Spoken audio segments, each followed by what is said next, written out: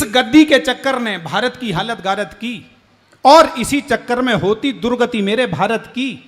ऊंच नीच और भेदभाव भी इसी कथा के हिस्से हैं, वैर भाव सहयोग त्याग के इसमें अनगिन किस्से हैं।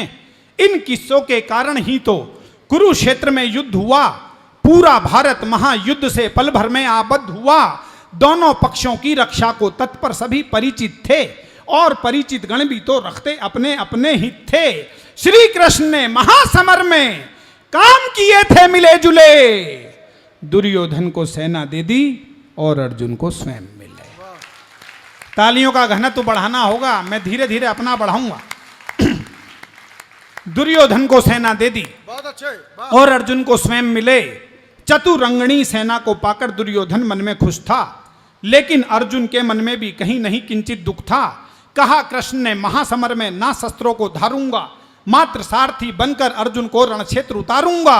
अर्जुन को नादान समझ दुर्योधन मन में फूल गया, माधव की मायावी माया को बिल्कुल ही भूल गया। वाह वाह वाह वाह, क्या बात है। अर्जुन को नादान समझ, अर्जुन को नादान समझ दुर्योधन मन में फूल गया, माधव की मायावी माया को बिल्कुल ही भूल गया।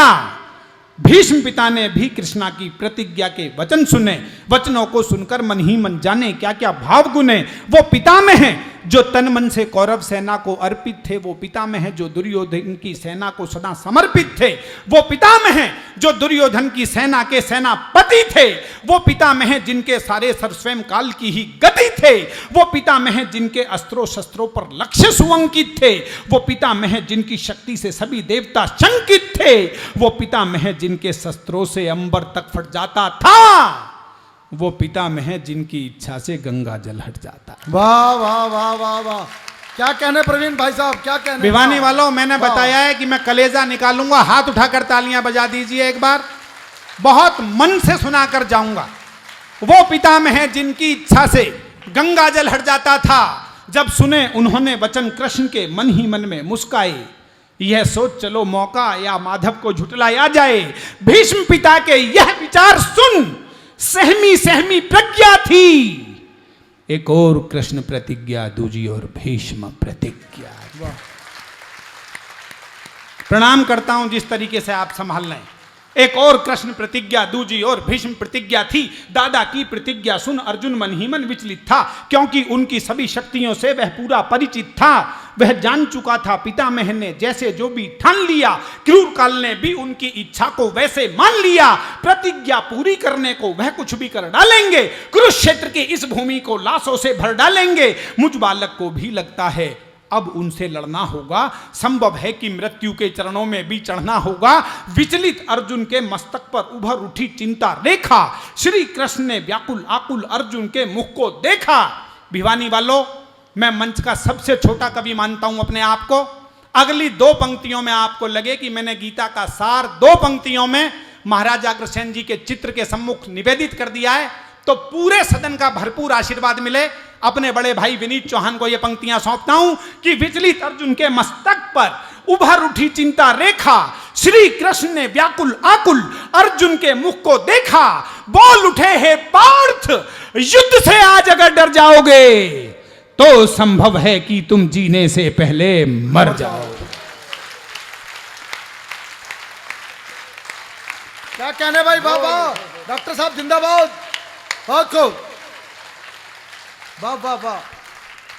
बहुत आसान है आलोचना कर देना, लेकिन कोई भी एक दिन में घनश्याम सर्राफ नहीं हो सकता, कोई एक दिन में अशोक बुवानी वाला नहीं हो सकता, कोई हमारे सर्राफ साहब नहीं हो सकते, पवन जी नहीं, जितने भी तमाम बड़े लोग हैं। एक तपस्या के बाद समाज किसी को मान्यता देता है, चाहे वो किसी पार्टी में हो, किसी वर्ग में हो, कुछ भी हो, मान्यताएं सबकी हैं, ना कोई छोटा है ना कोई बड़ा है। जिसे समाज ने स्वीकार किया वो अपने आप में बड़ा है, और वो जिंदगी का एक बड़ा युद्ध लड़के बड़ा बनाए। इसलिए कहना चाहता हूं कि विचलित अर्जुन के मस्तक पर उभर उठी चिंता रेखा, श्री कृष्ण ने व्याकुल आकुल अर्जुन के मुख को देखा।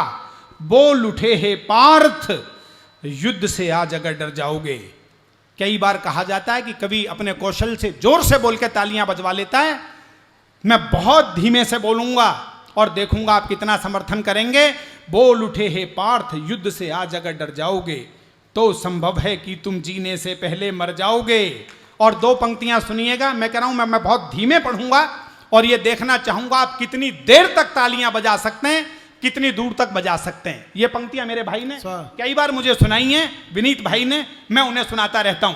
बोल उठे हे पार्थ युद्ध से आज अगर डर जाओगे तो संभव है कि तुम जीने से पहले मर जाओगे।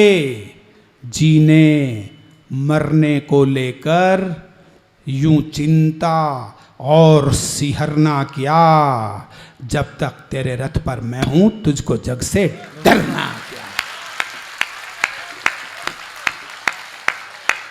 बहुत अच्छे प्रवीण जी, बहुत खूब।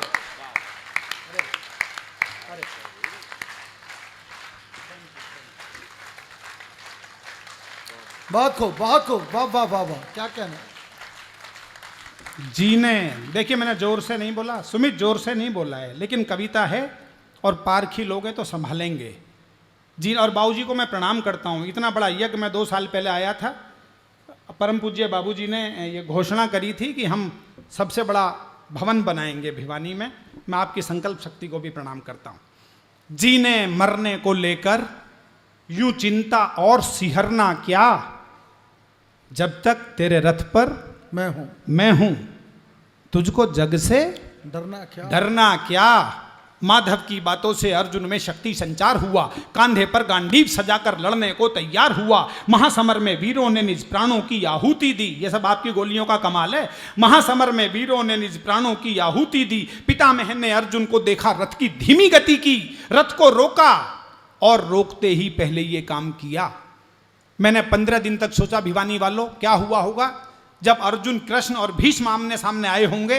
तब 2 पंक्तियां मां सरस्वती ने मेरी झोली में डाली। संभालिएगा कि रथ को रोका और रोकते ही पहले ये काम किया।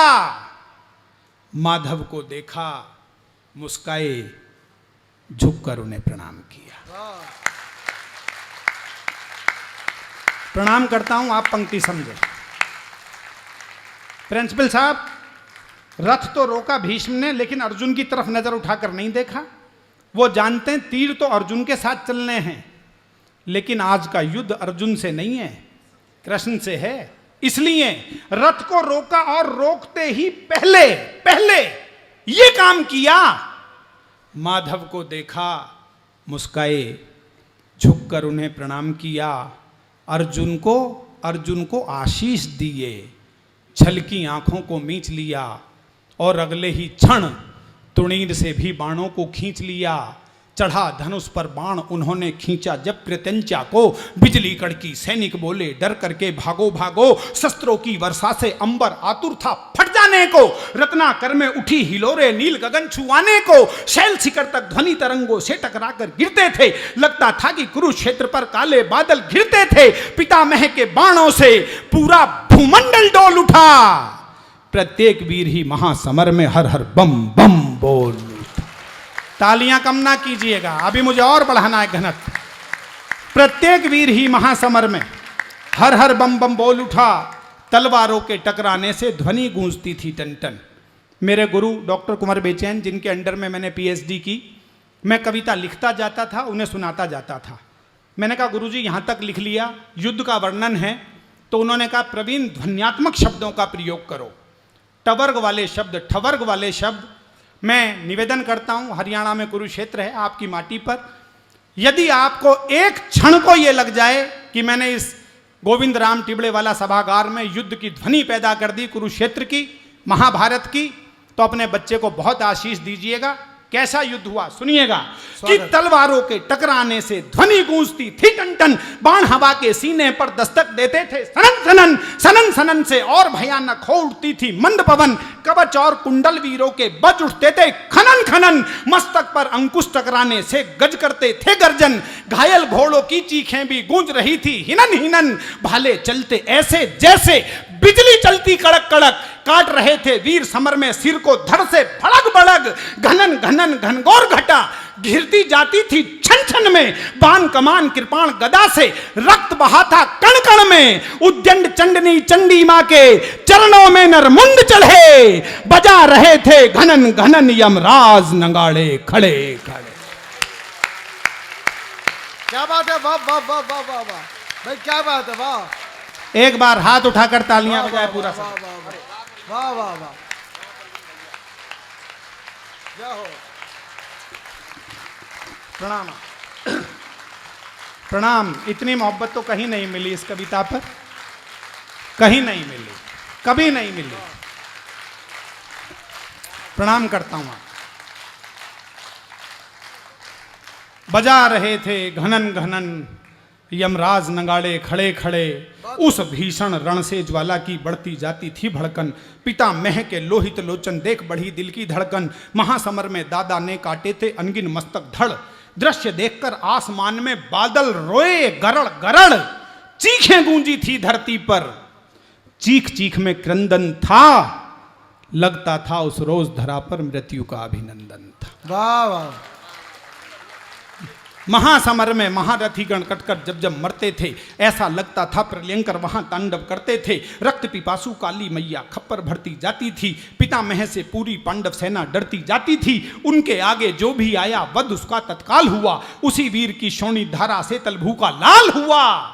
इतना रक्त पिया धरती ने और नहीं पी पाती थी, बहे लहू की धारा अब नदियां बन बहती जाती थी। वाह वाह वाह वाह वाह वाह, बहुत अच्छे। बहे लहू की धारा अब नदियां बन बहती जाती थी। बर्बादी को देख पार्थ ने जब गांडीव उठाया तो उसके द्वारा उसने अपना पहला बाण चलाया तो पितामह के बाणों से टकरा करके वो टूट गया। अगले क्षण गांडीव मुष्टिका से अर्जुन की छूट गया। पितामह को जीते जी, अब सारी तालियां समेटना अपने हाथों में, मैं विराम की तरफ ले चल रहा हूं कविता को। पितामह को जीते जी मनमानी ना करने दूंगा, चाहे कुछ भी हो, अर्जुन को ऐसे ना मरने दूंगा। क्रोधित होकर माधव ने रथ के पहिए को उठा लिया, उसे सुदर्शन चक्र बनाकर पितामह की ओर किया। माधव की वह मुद्रा मानो महाकाल से मिलती थी, उनकी इस मुद्रा से डरकर पूरी पृथ्वी हिलती थी। उनको देखा, अगली पंक्ति पर पूरा सदन आशीर्वाद दे, उनको देखा, धनुष रखा और दादा मन में फूल गए। हाथ जोड़कर बोले, माधव क्या प्रतिज्ञा भूल गए। बहुत अच्छे भाई, वाह वाह वाह वाह, क्या बात है। उनको देखा, उनको देखा। आप जानते हैं कि नियम यह भी था कि सामने वाला अस्त्र शस्त्र रख देगा तो दूसरा प्रहार नहीं करेगा। जब उन्होंने देखा सुदर्शन चक्र रूपी पहिए को, उनको देखा, धनुष रखा और दादा मन में फूल गए। हाथ जोड़कर बोले, माधव क्या प्रतिज्ञा भूल गए। पूरी सेना बोल उठी कि बोलो होकर के निर्भय, एक बार सब मिलकर बोलो, बोलो पितामह की जय। जय। एक बार सब मिलकर बोलो। सच बता रहा हूँ भिवानी वाले मेरे दोस्तों, प्यारे भाइयों, जीवन में जो कुछ हूँ, आपकी बहुत लंबी आशीष यात्राएं मेरे साथ साथ हैं। इतनी कविता लिखने के बाद 2 महीने तक मैं बेचैनी में रहा। विनीत भाई मेरे परिवार के अभिन्न अंग हैं, मेरे पिता भी कविताएं लिखते थे। वो कहते थे क्या हुआ, मैंने कहा कविता पूरी नहीं हुई। भीष्म ने कैसे हरा दिया, कृष्ण को कैसे हरा दिया भीष्म ने। तब अंतिम 7-8 पंक्तियां सुनिए जिनके कारण ये कविता महत्वपूर्ण मानी गई। वो अंतिम सार है, स्वागत। वो बस निवेदित करता हूं और इस कविता का विराम करूंगा। सुनिएगा कि पितामह की शक्ति की हालांकि बड़ी महत्ता थी। मेरे तमाम साथियों ने, चाहे प्रीति हो, अनिल हो, हमारे राजेश भाई, कीर्ति जी, सब अपने आप में शब्द के ऋषि हैं। मैं अंतिम पंक्तियां निवेदित करता हूं कि पितामह की शक्ति की हालांकि बड़ी महत्ता थी। धीरे धीरे बोलूंगा, आप समझिएगा। पितामह की शक्ति की हालांकि बड़ी महत्ता थी, पर माधव की शक्ति में तीनों लोगों की सत्ता थी।